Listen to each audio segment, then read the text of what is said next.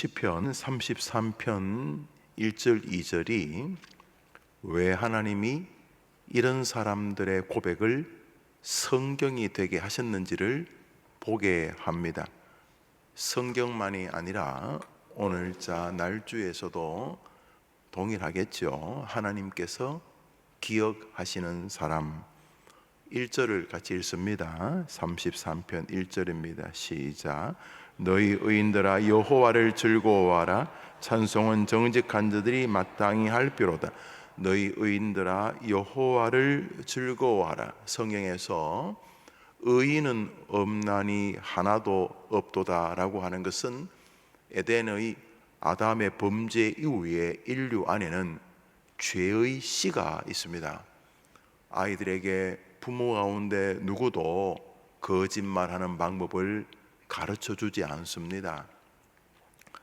영어 수학은 혹시 부모님이 그런 쪽에 좀 소질이 있어서 아이들을 붙잡아 놓고 나이 같은 아버지 혹은 할아버지 할머니여도 국어 영어 수학을 가르칠 수 있을지 모르겠습니다. 또 가르치기도 하지요. 그러나 어떤 부모도 어떤 조부모도 자기 아들, 딸, 손자, 손녀에게 거짓말하는 방법을 가르치지 않습니다. 그럼에도 불구하고 어린 아이들도 능수능란하게 거짓말을 합니다. 아이들에게 시기나 질투를 가르치는 부모는 없습니다. 반대로 낙심이나 침체, 절망, 열등감을 가르치지도 않습니다. 그런데 어떻게 사람은 아무에게도 전문적으로 배운 적이 없음에도 불구하고 교만의 반대편에 있는 게 아니라 교만의 뒤편에 있는 절망, 이런 것들이 인간의 본성적으로 밖에는 설명할 수 없이 있습니다. 그것은 성경에 의하면 에덴 동산의 범죄 이후에 모든 인류에게 있는 유일한 특이한 인류이신 그리스도, 남자와 여자의 성적인 관계로 인해서가 탄생이 아닌 성령으로 인한 동정녀 탄생으로 이 땅에 우리와 같은 인간의 모습을 입고 계셨던 예수라고 하는 인간을 제외한 모든 인간은 공통적인 것이 의롭지 않는 것입니다. 그런데 오늘 성경에 너희 의인들아 라고 주님께서 말해주는 인물이 있는데, 그것은 바로 여호와를 즐거워한다는 말은 1절 2절에 반복되는 그분을 경배하는 혹은 그분을 찬양하는 생애를 말하는 것입니다. 시편 33편의 기자가 성경의 기록자가 된 이유가 바로 1절 2절입니다. 그것은 하나님을 찬양하는 생애, 하나님을 경배하는 생애가 하나님이 기억하는 인생이라는 사실입니다. 권력자에게 잘 보이면 좋은 일이 많습니다. 권력자가 좋아하면 분명히 죄가 많은 것 같은데도 풀어주고, 권력자한테 잘 보이면 좋은 자리에 세워주고, 잘 보이는 것이 꽤 힘이 있습니다. 부모에게 잘 보이면 용돈의 액수가 올라가기도 하지 않습니까? 그렇죠? 예. 아빠 힘내세요, 우리가 있잖아요. 그러면서 아빠 뒤에 와서 어깨를 좀 주무르면 부모가 가만히 있다가 뭐라고 합니까? 얼마 용돈 필요하다는 표현으로 아는 거죠. 기쁘니까. 부모를 즐겁게 하는 것이 가지는 은혜가 있듯이, 하나님은 자신을 기쁘게 경배하는 일에 깊은 관심이 있다는 것을 알 수가 있습니다. 사람의 처음 되는 목적이 무엇이냐고 묻는 신조는 그 답으로 하나님을 영화롭게 하는 것이라고 말합니다. 그러니까 우리의 경배자이신 하나님은 우리가 당신을 높이는 일에 무척이나 예민하신 분이라는 사실을 알 수가 있습니다. 심지어 성경은 너희가 먹든지 마시든지 무엇을 하든지 하나님의 영광을 위하여 하라라고 말하고 있습니다. 우리가 생각하기에는 신은 모든 것을 다 가지고 있고 모든 것을 다 할 수 있는 전능자인데 굳이 미물 같은 우리의 경배까지도 원하는가? 무슨 신이 그렇게 모든 것을 다 자기에게만 맞추는가? 라고 하는 의문이 들 만큼 우리 하나님은 우리를 통해서 당신이 높아지는 일에 예민하십니다. 그러므로 바보가 아닌 그리스도인이라면 무엇을 하든지 먼저 하나님의 심기에 마음이 있어야 정상입니다. 그런데 이 시대 그리스도인들은 자존심 때문인지 무식해서인지 하나님이 높아지는 데는 별 관심이 없고 하나님이 가지고 있는 힘을 잘 얼르고 달래서 자신이 잘 되는 일에 하나님이 섬겨주기를 바랍니다. 굉장히 세상에 많은 종교인들이 가지고 있는 종교성입니다. 무당을 찾아가는 것은 무당이 용해서가 아니라 무당을 용하게 도와주는 뒤에 있는 장군들, 천지신명들, 눈에 보이지 않는 형이상학적인 능력을 가진 귀신, 잡신, 뭐가 됐든지 간에 영적인 힘이 있는 그 누군가가 무당을 통해 나 좀 도와주시오 하고 가는 것이죠. 불교는 꽤 좋은 종교입니다. 종교라기보다는 좋은 철학입니다. 그렇죠? 훌륭합니다. 그런데 불교인들 가운데서 부처님 잘 되라고 절에 가는 사람은 없습니다. 우선 교리적으로도 틀리고 그건 말도 안 되는 불교관이기 때문입니다. 부처님 잘 되라고 왜 갑니까? 내가 부처님처럼 되려고 가는 것이 그 종교의 정신입니다.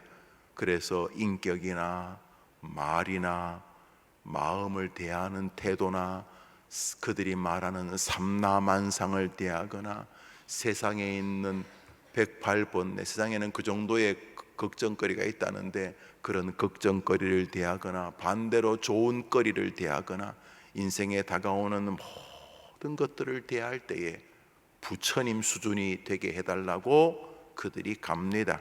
죽음이라는 문제까지도. 그런데 기독교는 그렇게 가지 않습니다. 기독교는 하나님이 나 때문에 잘 되기를 바라서 믿는 종교입니다. 기독교는 하나님 좋으라고 신앙합니다. 전도를 왜 합니까? 물론 주님을 기쁘시게 해서 떨어지는 부스레기가 몇 가지 있습니다. 그러나 전도는 떨어지는 부스레기 얻으려고 하는 게 아닙니다. 전도를 하는 이유는 그것을 명령하신 하나님의 기쁨에 동참해 드리기 위함인 것입니다. 기독교는 하나님을 기쁘시게 하기 위해서 살아갑니다. 청교도들은 결혼의 첫 번째 이유 중에 하나가 거룩한 씨로 하나님의 나라를 확장하는 것이라 그랬습니다. 사랑하는 여러분, 정말 하나님 앞에서 잘 믿는 사람은 하나님을 기쁘시게 하는 목적을 가지고 신앙하는 사람입니다. 성경을 가만히 보면 하나님 잘 뜯어먹어서 하나님 잘 활용해서 행복한 사람들은 한 명도 없습니다. 몇몇 사람들이 하나님을 이야기하는 바울을 흉내내서 바울이 받는 그런 관심사를 자기도 다른 사람들에게 뽐내려고 하다가 된탕 얻어맞는 사람들 이야기가 좀 나오기는 합니다만 하나님이 기억하시는 모든 공통적인 사람은 하나님, 나로 인하여 하나님이 높임을 받으시옵소서. 한 생에 왔다가 가는 저를 통해 하나님의 이름이 높아지기를 원합니다. 하나님, 제가 뭘 해드리면 하나님이 기쁘시겠습니까? 라고 하는 류의 인생을 살았던 사람임을 알 수가 있습니다. 저 시편 33편의 기자가 왜 성경 기자가 되었느냐? 하나님이 좋으셨기 때문이죠. 하나님이 그 사람을 통해 하나님이 마음이 어디에 있는지를 우리에게 알리고 싶으셨기 때문인 거죠. 그것은 하나님을 경배하고 하나님을 찬양하는 것을 좋아하시기 때문인 것입니다. 용비어 청가라 그러죠. 요즘은 이재명 명비오청가라든가 그렇게 우리 대통령 대단하십니다, 우리 임금님 짱이십니다, 이렇게 그 사람을 막 칭송하는 것을 그래 빗대어 말하죠. 하나님은 우리가 마음을 다하고 뜻을 다하고 생명을 다하여 주 우리 하나님을 높이기를 원하십니다. 왜 안 하시는 것입니까? 이게 제일 빠르게 믿음의 은혜를 체험하는 길이고, 제일 빠르게 삶을 정돈하는 길이고, 제일 빠르게 멋진 가정을 만드는 길이고, 제일 빠르게 직장 생활의 의미를 가지는 방법이며, 제일 빠르게 늙음을 멋지게 누리는 방법인데 왜 안 하십니까? 이것이 오늘 본문입니다. 자, 1절을 읽었습니다. 1절, 2절을 읽겠습니다. 2절 시작. 수금으로 여호와께 감사하고 10줄비파로 누구를 찬송하라는 말입니까? 하나님 여호와를 찬양하라는 것입니다. 16절부터 좀 읽습니다. 16절부터 읽습니다. 16절부터 20절까지 누구를 경배하고 있습니다. 용비어천가입니다. 누군가를 높이고 있습니다. 16절부터 20절까지 읽습니다. 시작. 많은 군대로 구원 얻은 왕이 없으며 용사가 힘이 세워도 스스로 구원하지 못하는도다. 구원하는데 군마는 헛되며 군대가 많다 하여도 능히 구하지 못하는도다. 여호와는 그를 경외하는 자 곧 그의 인자하심을 바라는 자들을 살피사 그들의 영혼을 사망에서 건지시며 그들이 굶주릴 때 그들을 살리시는도다. 우리 영혼이 여호와를 바라며 그는 우리의 도움과 방패시로다. 할렐루야. 이 사람이 뭐라고 합니까? 군마, 말이 많고 창이 많고 군대가 많다고 내가 승리하는 인생이 되는 것은 아닙니다. 아무리 말이 많고 군대가 많고 총칼이 많아도 이 인생의 전쟁을 승리하게 하시는 분은 오직 하나님 한 분이십니다. 나는 하나님 한 분만을 경배하며 하나님만의 도움을 구합니다. 하나님만이 나의 힘이시기 때문입니다 라고 말하고 있습니다. 누구를 높입니까? 하나님을 높입니다. 하나님을 높이면서 하나님께 기쁨과 복을 누린 한 대표적인 인물이 있습니다. 다윗입니다. 신약이든 구약이든 다윗은 성경을 해석하는 중요한 키맨입니다. 이 사람을 정확히 이해하지 않으면 신구약이 이해가 안 됩니다.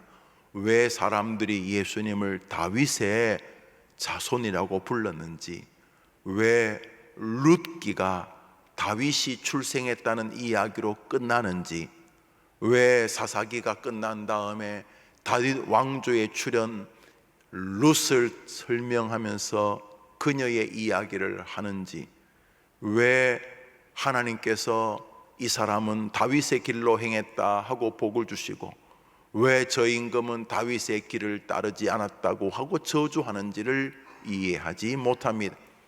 성경에서 다윗은 성경을 해석하는 아주 중요한 키맨 열쇠가 됩니다. 왜 하나님이 다윗을 좋아하셨겠습니까? 여러분, 왜 하나님이 다윗을 좋아하셨겠습니까? 성가대, 왜 하나님이 다윗을 좋아하셨겠습니까? 다윗은 하나님을, 그렇죠. 이 아이의 인생이 하나님을 경배하고 하나님의 이름을 높이는 곳에 마음이 있었기 때문입니다. 오늘자 날주 사무엘상 17장입니다. 오늘자 날주 사무엘상 17장입니다.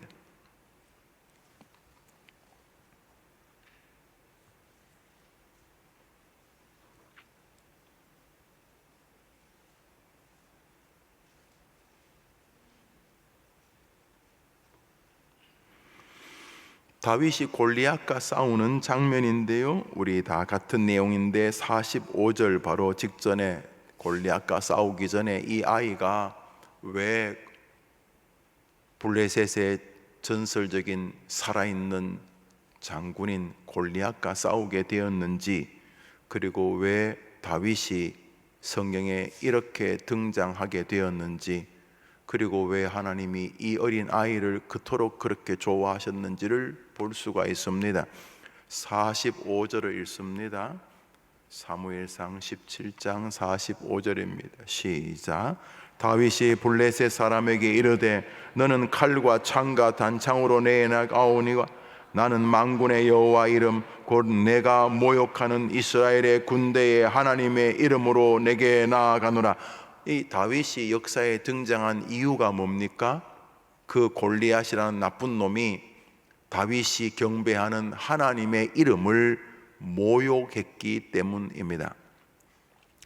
하나님을 모욕하든 하나님이 욕을 먹든 사람들이 교회를 욕하든 별 상관없이 나만 잘 되면, 우리 새끼만 잘 되면, 내 월급만 늘면은 그냥 죽긴 죽겠지, 다 죽을 테니까 죽을 때까지 가급적 아프지 않고 그렇게 그저 한 하루 이틀 이렇게 좀 아프다가 그냥 하늘나라 가고, 또 이름도 좀 날리고 남기고, 또 책도 몇 권 쓰고, 또 먹을 때 입을 때 부족함이 없도록 돈도 좀 있고, 그러면서 또 주일 되면 교회 오고, 이렇게 그냥 소시민적으로 평범하게 살았다면 다윗은 역사의 인물이 되지 않습니다.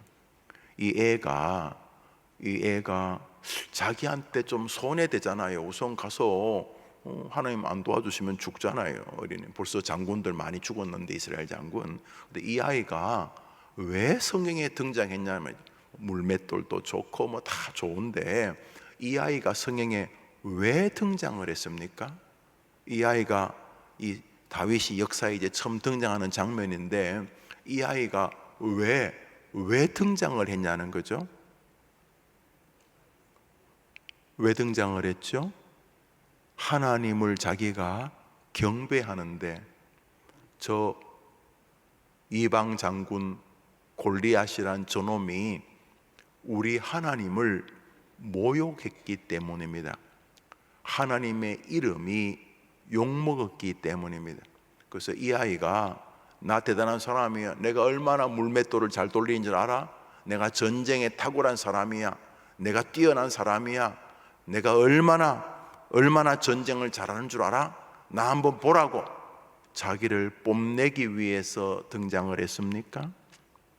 자기의 신변의 안위를 위해서, 자신의 보신을 위해서 등장했습니까? 그러면 이 아이가 이렇게 등장 안 하지요. 근데 이 아이가 역사에 등장하게 된 계기가 무엇입니까?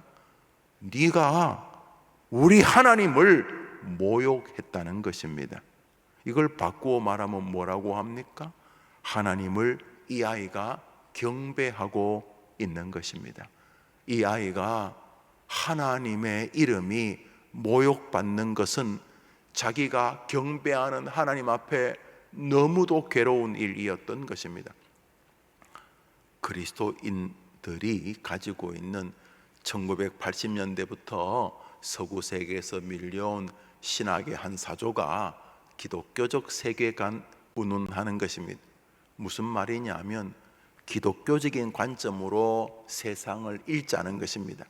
창조, 타락, 구속의 관점으로 읽는 것은 나쁜 것은 아닌데, 기독교 세계관을 한마디로 말하면 하나님의 영광을 위하여서 살자는 것이었습니다. 좋은 말이죠. 여러분, 그리스도인들이 이 땅에서 제일 잘 사는 방법은 하나님이 도와주시는 길인 줄 믿습니다. 이게 제일 빠르잖아요. 세상에서 제일 빠른 방법이 전능자가 나를 챙겨주는 것이 제일 빠릅니다. 목회, 어떻게 하면 제일 목회가 복되겠습니까? 하루에 1시간만 자고 23시간 신방하고 기도하고 설교 준비하고 그러면 복될까요? 목사가 막 PhD 학위를 막 신학 박사도 하고 또 교회사도 박사하고 조직신학도 박사학위 가지고 구약신학도 박사학위를 가지고 상담학도 박사학위를 가지고 목사가 거의 모든 전공의 박사학위 PhD를 한 200개쯤 가지고 있으면 목회가 잘 될까요? 어떻게 하면 제일 목회가 복되겠습니까? 하나님이 도와주시는 게 제일 빠릅니다. 아무리 생각해도 전능자가 한번 도와주는 게 제일 빠릅니다. 어떻게 하면 하나님이 도와주십니까? 시편과 오늘 성경에서, 아니 성경 전반에서 하나님은 그것을 이미 말씀하셨습니다.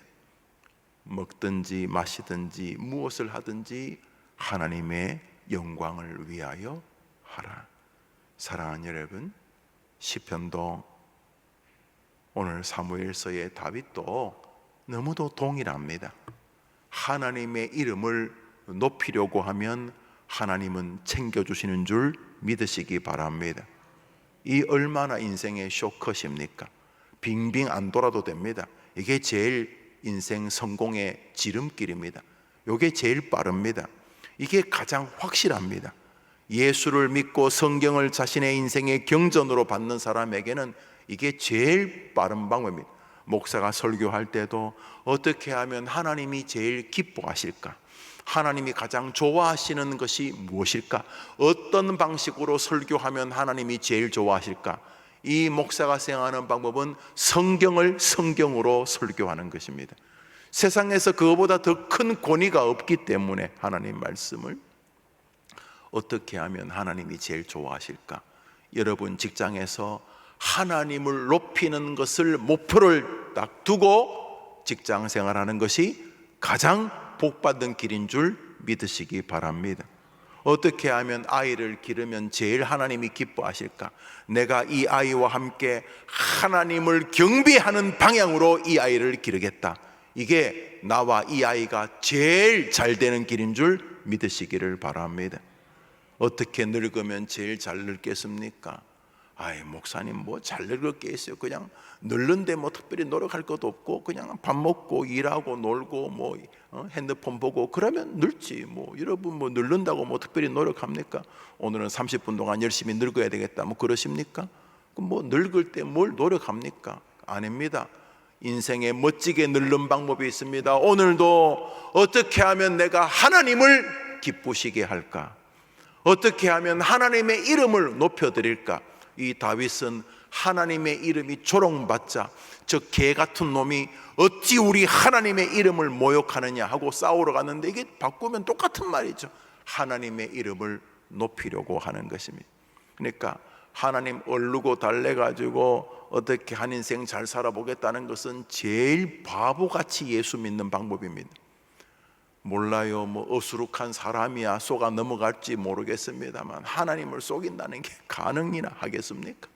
가장 빠른 방법은 어떻게 하면 내가 대한민국에 사는 내가 영어도 잘 못하고 무슨 그렇게 엄청난 능력자도 아니지만 한 생애를 나를 이 땅에 보내신 분이 다 하나님이시고 하나님께서 심심풀이 땅콩으로 나를 만드셨을 리도 없고 나를 보내신 뜻이 계신데 주여 내가 주님 나라 가는 날까지 나로 인하여 내 가정에 내 주변에 내 교회에 내 삶을 통해 하나님을 영화롭게 하기를 원합니다 하며 거기 목표를 딱 두고 자신이 가진 달란트 노래를 잘하면 노래를, 그림을 잘 그리면 그림, 돈을 잘 벌면 돈, 하여튼 간에 자신이 가진 달란트로 하나님의 이름을 다른 사람들이 그렇게 봐줘도 나쁜 건 아니지만 별로 중요하지도 않고 어차피 내가 승부하는 것은 하나님이니까 하나님을 기쁘시게 하는 방법이 무언가를 마음에 두는 게 제일 행복한 길인 줄 믿으시기를 바랍니다. 이게 제일 빠릅니다. 이게 그분은요, 뭐 우리가 잘하는 것 입 싹 닦는 분이 아닙니다. 그렇게 자기를 위해 기도해주고 도와줘도 뭐 입 싹 닦지 않은 우리 인사는 조금만 서운하면 뭐 원수되고 막 은혜는 다 잊어버리고 말이지, 뭐 불편한 것만 막 가슴팍에 새기고, 그게 인간이잖아요. 걱정하지, 하나님아 걱정하지 마세요. 그분은 여러분의 주님을 경배했던 행위, 아니 여러분이 주님을 경배하려고 했던 그 마음의 조그만 편린 하나조차도 다 기억하시는 분입니다. 하나님이 그거 기억 안 하시겠습니까? 그러니까 다른 사람이 알아주든 알아주지 않든 하나님, 오직 여호와 하나님 한 분을 높이겠다는 결심이 여러분 이번 한 주간에 여러분의 결심이 되기를 바랍니다. 그게 제일 똑똑한 기독교인입니다.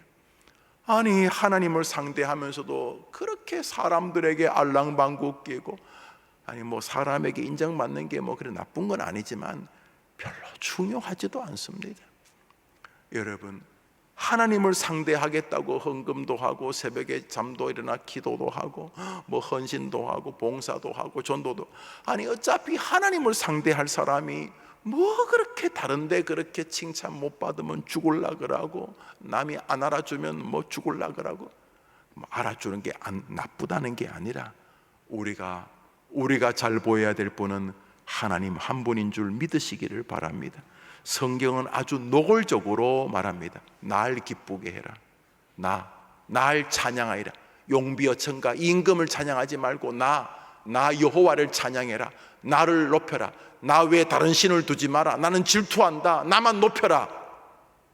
그럴 때 인생의 행복이 있느니라, 이렇게 말씀합니다. 이렇게 하나님 높이는데 뭐 자존심 상하십니까?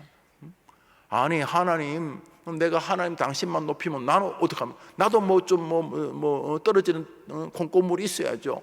하나님 당신도 좀 높아지고 나도 좀 덤으로 높아집시다, 그러지 말고 하나님을 높이다 보면 여러분이 다윗처럼 세워지는 자리에 있게 되는 것을 보시게 될 것입니다. 다윗이 왜 성경에 등장한다고요? 하나님을 높이려고. 그게 내가 믿는 하나님을 저놈이 조롱하는데 가만히 있으면 내가 하나님 앞에 면목이 없다는 거 아닙니까? 그러니까 하나님을, 기독교인이 삶에서 좀 성실한 이유가 뭐 착하게 살자 그런 것이 아니라 내가 하나님의 이름을 높이는 게 아니고 뭐 저 따위가 예수를 믿어, 하여튼 예수쟁이들이 큰일이야 이런 소리 안 들으려고 직장에서 남들보다 조금이라도 더 성실하는 이유가 무슨 빨리 승진하겠다 이런 게 아니라, 뭐 그런 것도 좋겠지만 그게 아니고 내가 이 직장에서 어떻게 하면 하나님을 높일까. 결혼을 했는데 남편은 참 믿음 좋은 청년이어서 청년부에서 만나서 신앙생활 했는데, 결혼했는데 시집을 가보니까 완전히 독실한, 뭐 그냥 멀리서만 듣는 수준이 아니라 이거는 뭐 이사 갈 때도 뭐 손이 있냐 손이 없냐 뭐 짚어가면서 뭐 자축인묘 뭐 이러면서 그러고, 뭐 하는 것마다 뭐 시아버지 문지방에 명태 걸렸고 시누이 집 또 도련님, 그러니까 남편의 남동생 교복을 열면 교복 안마다 뭐 이상한 뭐 이게 20만 원짜리 부적이고 이거는 200만 원짜리 부적이고, 온 집안이 막 부적 덩어리인 그런 집안에 시집을 갔어요. 남편은 믿음이 좋은데 그 순간 어떻게 합니까? 단절합니까? 어떡합니까? 어떻게 해요? 그 집안에 나는 이 집안에 주님을 높여야 될 사람으로 파송된 선교사다. 그래서 그 집안에서 예수 믿는 것 빼고는 탁월한 며느리가 되는 것입니다. 이유는 누구 때문에? 하나님 때문에. 그게 하나님이 우리에게 원하시는 것입니다. 하나님 때문에 어떻게 해서든지 내 삶을 통해 하나님을 높이려고. 성경이 창세기부터 계시록까지 아주 노골적입니다. 나만 높여라. 나 외에 다른 신은 없다. 나 외에 다른 신 앞 세우면 죽여버리겠다. 우상 죽여버리겠다. 나만 높여라. 내 이름조차 망령되게 하지 마라. 이건 뭐 나라님도 뒤에서 욕하는데, 이 신은 자기에게 뭐 조금이라도 불편하면 죽여버리는 신이란 말이죠. 그런데 왜 그렇습니까? 그때 우리에게 진짜 행복이 있기 때문인 것입니다. 한눈 팔지 않고 하나님만을 높이려고 마음먹을 때 그 청년의 직장 생활이 행복하기 때문인 것입니다. 하나님만을 높이려고 아이를 기를 때 그 집안에 그 아이가 복되기 때문인 것입니다. 할렐루야. 그래서 하나님을 높이는 것이 나도 다 챙기고 시간 나면 뭐 하나님도 좀 챙겨드리고 아이 뭐 하나님 바쁘면 뭐 하나님이 중요한 게 아니라 내가 하나님 뭐 능력 많은데 당신 가진 힘 가지고 나 좀 도와주시오, 이런 식으로 사는 게 조금은 지혜롭지 못한 신앙이라는 거죠.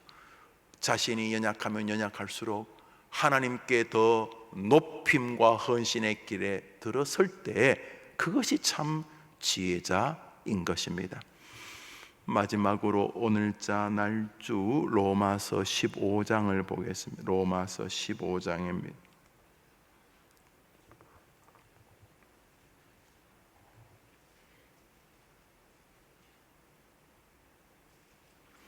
구절만 한 절 읽겠습니다. 로마서 15장 9절입니다. 9절입니다. 시작.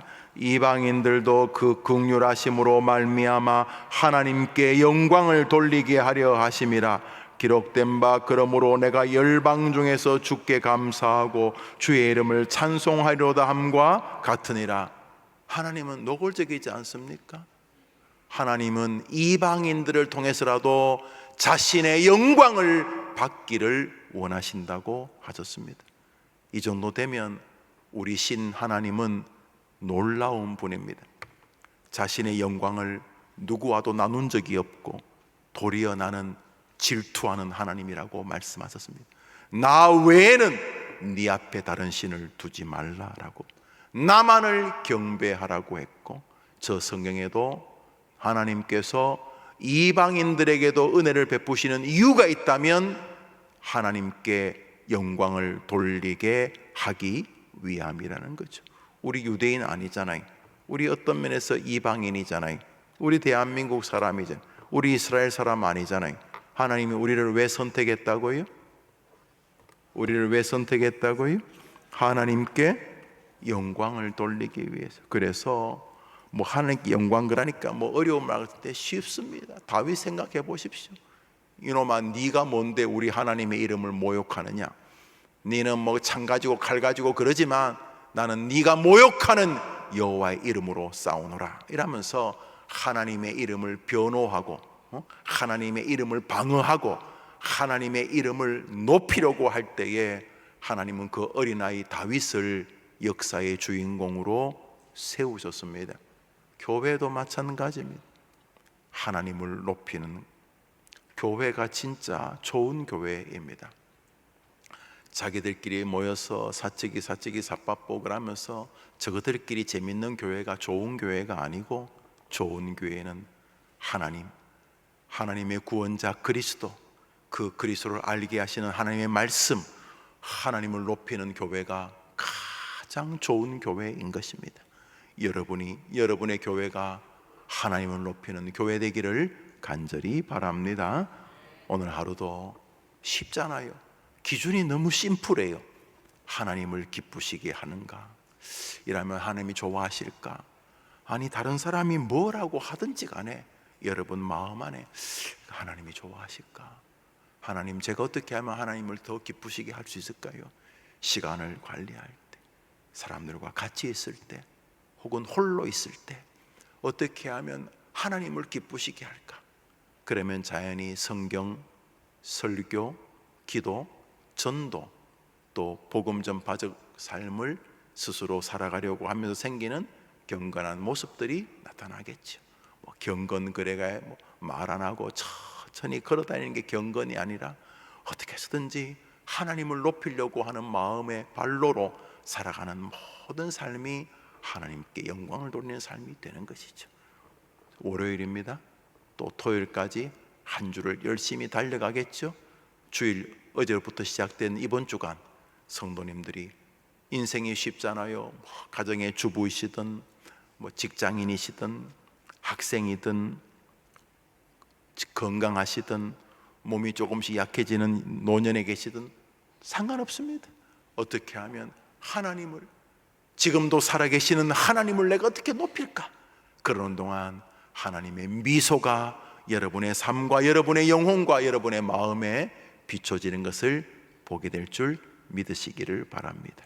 한번 더 합시다. 너희는 먹든지 마시든지 무엇을 하든지 하나님의 영광을 위하여 하라. 할렐루야. 불신자들 우리를 이해하겠습니까? 저 정말 미친 사람들 아니에요? 그래, 우리는 미쳤습니다. 사도 바울이 말했죠. 내가 이렇게 지금 너희들 날 잡았는데 이렇게 내가 이렇게 수갑 찬 거 빼고는 너희들도 다 나처럼 미치기를 바라노라. 바울이 말했잖아요. 우리는 예수 안에 미친 사람 아닙니까? 그러니까 괜히 이상하게 지정신으로 살려고 하지 마시고, 우리는 하나님을 높이기 위해 오늘 출근한다. 나는 하나님 높이기 위해 가게 문을 연다. 나는 하나님 높이기 위해 공부한다. 오늘 하루 하나님을 높이는 한 주간 여러분의 삶의 출발이 되기를 축원합니다. 여러분의 성도님이 새벽 예배 나오시면서 하나님께 헌금을 드리셨습니다. 주님 같이 기도 예배를 마치고 자유롭게 기도하며 하루를 출발합니다. 하늘에 계신 우리 아버지여, 이름이 거룩히 여김을 받으시오며 나라의 마옵시며 뜻이 하늘에서 이룬 것 같이 땅에서도 이루어지이다. 오늘 우리에게 일용할 양식을 주옵시고, 우리가 우리에게 죄 지은 자를 사하여 준 것 같이 우리 죄를 사하여 주옵시고, 우리를 시험에 들게 하지 마옵시고 다만 악에서 구하옵소서. 내게 나라와 권세와 영광이 아버지께 영원히 있사옵나이다.